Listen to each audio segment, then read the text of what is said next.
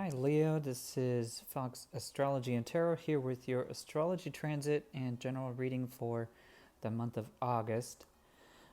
Starting off, if you have a Leo Ascendant, and that's what you're watching this video for, that's great. I do have some details regarding the individual houses that some of these transits hit, which is going to be a lot more relevant since that will be more accurate for your individual natal chart.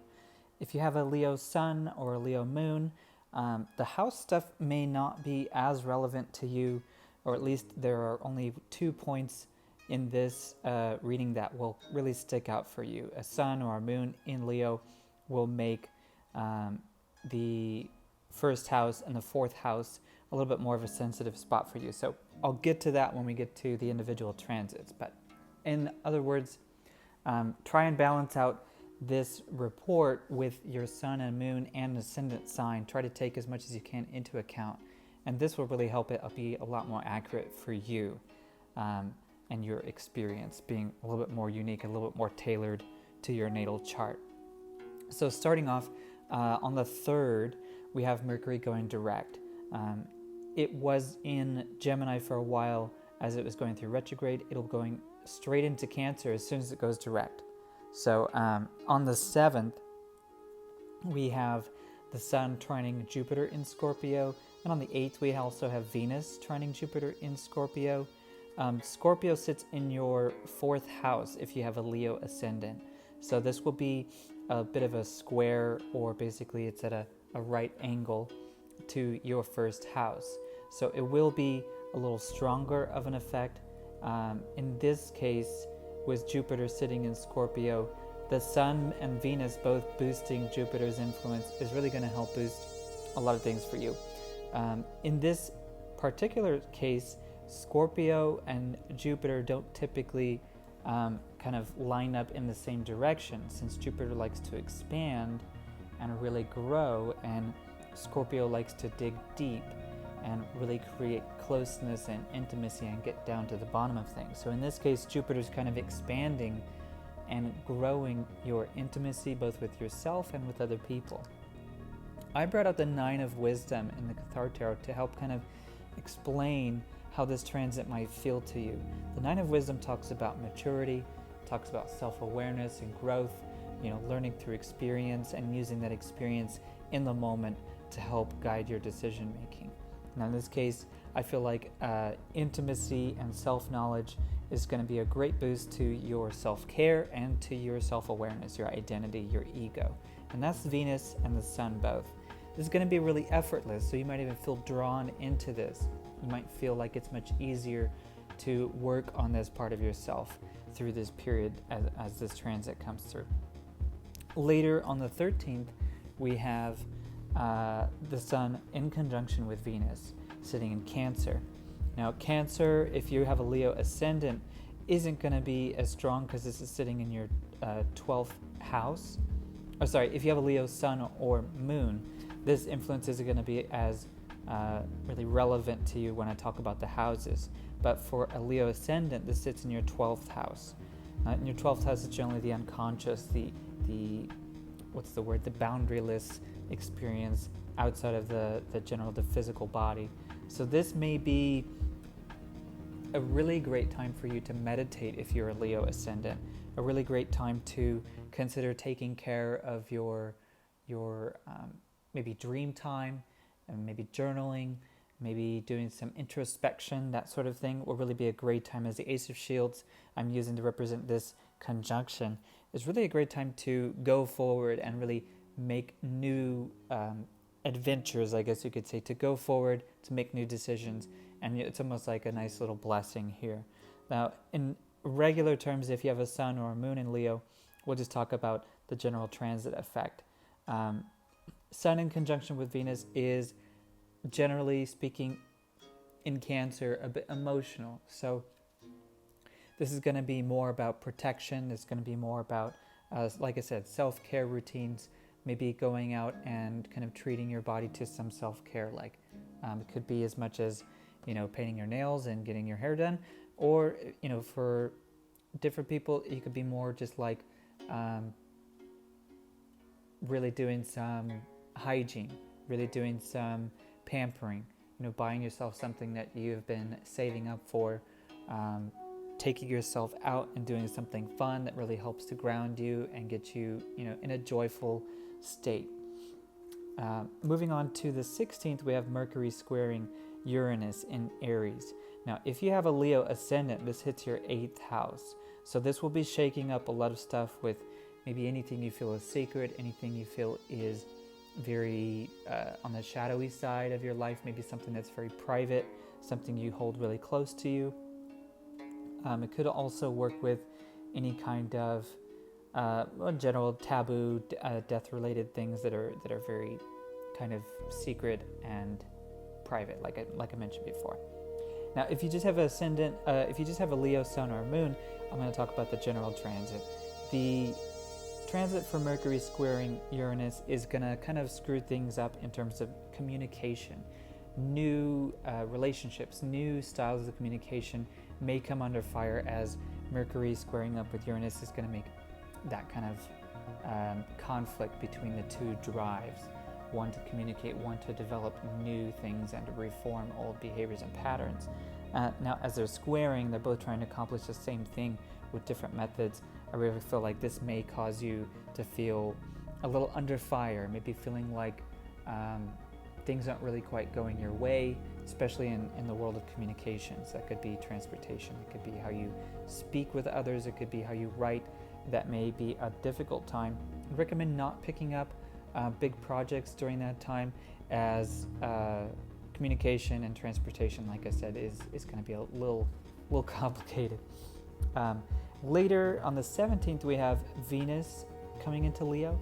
We also have on the 18th the Sun coming into Leo, and on the 27th Mercury coming into Leo. So for Leos in general, even if you're a Sun or a Moon, Leos are going to get a big boost of energy, both in terms of how you see yourself, your ability to have a role or an impact in other people's lives, and also with Venus in this is going to be a great time for really seeing the beauty of your experience, really seeing pleasure and joy and relationships and love. All of that's going to get a big boost. I brought in the Three of Wisdom because I feel like this is a really great time to kind of show off the best side of yourself, feeling a lot of pride, a lot of accomplishment, a lot of confirmation, and in general validation from the people around you. With Mercury and Leo, also a great time, like I said, to now that Mercury is having a little bit easier time on your side, it's a great time to pick up projects, great time to, like I said, show off the best version of yourself. So maybe if you have a job, it's time to really kind of, push your weight around in terms of taking on good projects that challenge you, being able to participate in group activities, being able to talk in front of others or give some kind of giving speeches or something like that. Basically places where you can put yourself in front and center and allow yourself an opportunity to really help some other and support some others with that energy. On the 21st, we have Mercury trining with Saturn, and Saturn currently sits in Sagittarius. Now, if you have a Leo ascendant, that's in your 5th house. So I would say this is a great time for communication, great time for creativity. If you're a writer, if you do any kind of communication work where that's your main source of income or your main source of inspiration creatively, then this is a perfect time for those kinds of projects, collaborations. Normally with Saturn, it makes it difficult and kind of a sensitive spot. Basically, anytime Saturn sits in an area in your chart, it's going to make that a difficult area to really feel like you have a good solid grasp, a good solid,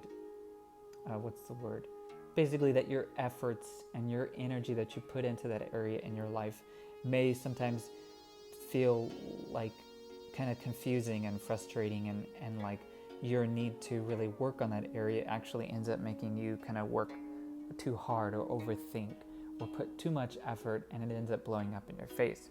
But in this case, it's a trine with Mercury. This is in Sagittarius, so I recommend that with Mercury involved, that this is be about communication, short-term distance travel, hopping around the city, going to events like that. It's a great time for that. later on the 24th, we have Venus in conjunction with Mars, and that's both sitting in Leo. So I brought up the Two of Love. This is a great time for Leo signs, even a sun or a moon, doesn't matter. This is all happening in this area, this strong area for you. For Venus conjunct Mars, this is a melding or merging of the two opposites. We have on one hand a very masculine and forward directed energy, piercing in one direction, very focused, very active and proactive, and willpower. And that's merged with Venus, the receptive, the passive, the beauty and aesthetic oriented, the experience and love oriented. So this joining really allows you to be more sensitive in your relationships, be more sensitive in your communication, how you kind of vibe off of other people, how you receive what they're sending out. And so it's a great time for collaborations, a great time for you as a Leo to really get yourself out there again. And this could be in romantic terms, but also in general with friendships. Any kind of community that you participate in, you're going to really be kind of on fire. You're going to really be tuned in. You're going to be really, even though you might feel like you might come off as aggressive, with Mars involved, with Venus in this case, they're both lined up. So it's like all of a sudden you communicate really clearly, you pick up on what other people are, angry about or happy about, and you can really pick up on that and use that to your advantage. So really great time, a merging of energies for you. On the 26th, we have Venus trining Uranus, which sits in Aries. And I mentioned Aries before, sits in your 8th house. So this is a switch of gears. I brought out the Bon Homme card. This is kind of like the Fool, or like the New Beginnings card. As you enter into a new arena where you might feel really unfamiliar, this really talks about more like a new level of awareness, a new sensitivity, a new discovery, where all of a sudden everything looks different. You might feel a little out of sorts, a little unfamiliar with the territory, but this is a way to bring in a new experience and have something new and fun, to have an adventure basically in this area in your life. Now with Uranus in Aries, like I mentioned, this being in your 8th house, if you have a Leo ascendant, in your 8th house, if you have a Leo ascendant, this is going to work mostly in the unconscious realm, maybe in the more secretive area, in the more private area. If you have a Leo sun or a moon, it may not be as strong in terms of being more introverted energy. This is going to be more broad and more adventurous, much more about the external experience, much more about your relationships.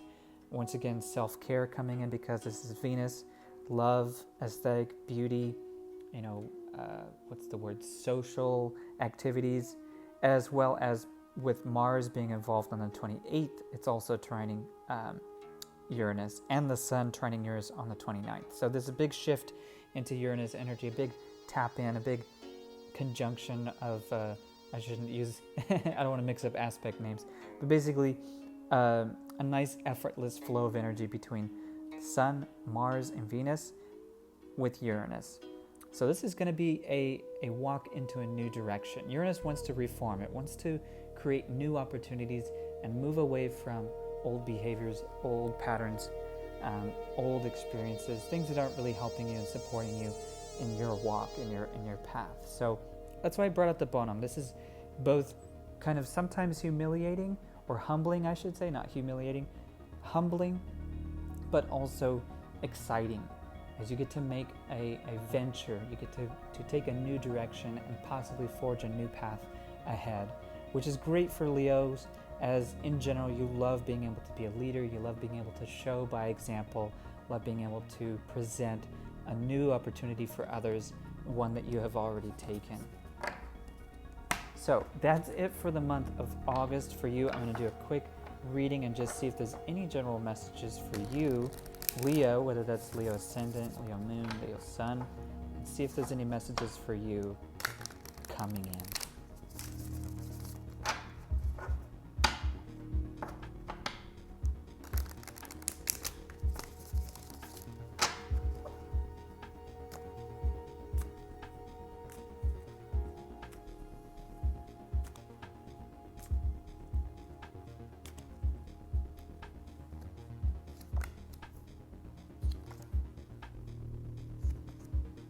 Yes, I feel like this totally works. All right, so the moose, the mountain lion, and the snake. I feel like this is almost perfectly lined up, chronologically too. So for the moose, this is really this opportunity to share your voice, to be proud of who you are, to allow your voice, your unique voice, the sound, like the moose call, the kind of a bellowy call. The moose wants you to be proud and to show enthusiasm for your unique approach, your unique perspective. Allow that also to line you up and take you into opportunities to meet with members of the same sex or the same general orientation, to kind of have a family, to kind of have a sense of brotherhood or sisterhood. Allow this energy coming in to help you meet some new friends, help you have some new social experiences that help you really understand like who you are, what your alignment is. Sometimes if you feel kind of out of whack with who you're attracted to, typically being around people that share the same appreciation for the kind of person you're attracted to can really help you line up and kind of recenter yourself energetically. With the mountain lion, I feel like there's this touch on brand, this touch on who you are, this touch on integrity as well. So I'm going to bring out, where are we? Yes, okay, so like I mentioned, this idea of integrity, this idea of kind of a brand, I feel like the mountain lion brings in August for you this opportunity to lead and to push forward into areas that you have not explored before. Leadership a lot of times is about allowing and removing obstacles for others in order to help them develop, in order to help them grow. And so this opportunity this month, with so many things going on in Leo, I feel like the opportunity here is, in order to take advantage, we have some trines, we have a bunch of planets moving into Leo, we have a lot of energy that's going to be really effortless. And so in order to take advantage of it, just allowing it to happen is going to go unnoticed. You're not even going to be aware of how easy these things are. But if you can focus on it, if you can actually harness it and actually work on it while that energy is coming in, it'll go a lot further. So this message of leadership, this message of using this energy to remove obstacles for others, using this energy to help support others and move other people further, lead them into areas of life that they might normally on their own feel uncomfortable doing. And if you can do that, it'll really help. And finally, the snake. I feel like the snake here is a little mention, a little note towards what's happening towards the end of the month with Uranus and Aries. This is an opportunity as you're moving into a new direction, pulling yourself into new situations that might stretch or might grow you and allow you to take on more responsibility and more opportunities, that there's going to be a requirement to let go of some old parts of you. Now, it's important to remember, identity is not something that has to stay the same for your entire life. Who you are can change. Who you are is flexible, and it depends on the moment. People can change drastically, dramatically from one moment to the next based on the environment and based on the stimulation that they're getting from what's going on around them. So who you are is a matter of being conscious about that choice. And the snake wants you to remember there's the universe providing you these opportunities. Sometimes we may feel that these opportunities are toxic, like a snake's poison, but we can adapt ourselves, we can adapt our state of mind, we can adapt our persona and who we are, what we identify with, we can adapt that to the situation that we're coming into. So even though it may seem stressful, scary, frustrating, confusing, mysterious, we can adapt our state of mind to that situation. If it's mysterious, we become receptive. We become looking for ways of understanding and ways of interacting with an environment that is mysterious. If it's scary, we become somebody who is adventurous and somebody who is fearless, and so on and so forth. So the snake wants to remind you to move along in almost like a sort of rhythm of the universe, to move with the situation and adapt.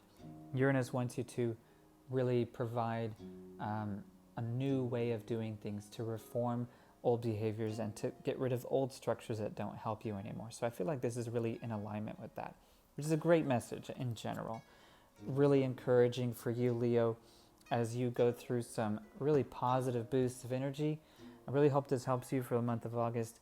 If you like what you're watching, make sure to subscribe and hit the bell so you can get notified when I upload next month's astrology and tarot reading. I also do on a weekly basis some choose your message style readings where you get to choose an individual card or something, and I'll pull a reading for you in a unique way. So I look forward to hearing your feedback, and let me know what resonated with you.